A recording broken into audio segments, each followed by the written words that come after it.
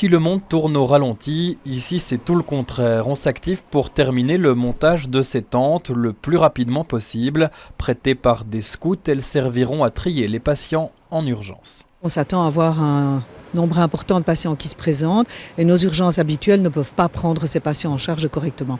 Donc nous allons aménager ces tentes pour pouvoir faire le tri des patients. Aujourd'hui, 634 patients sont hospitalisés dans l'ensemble des hôpitaux du pays. 130 sont en soins intensifs, dont une vingtaine à Saint-Pierre. C'est 10 de plus qu'hier. Alors à l'intérieur, on prépare une deuxième unité de soins intensifs. Voici à quoi elle ressemble. On va augmenter nos lits de soins intensifs. Actuellement, nous en avons 30 et nous allons essayer d'en monter 15 de plus pour lesquels nous avons besoin de respirateurs.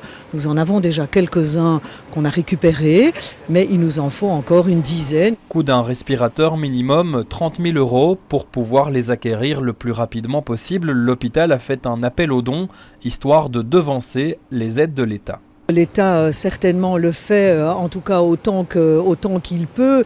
Ils ont d'autres problèmes et il y a beaucoup de choses à gérer pour le moment. Alors en fait, pourquoi cet appel aux dons ? Mais au départ, on a des particuliers qui nous ont contactés en nous demandant comment ils pouvaient faire pour nous envoyer des dons.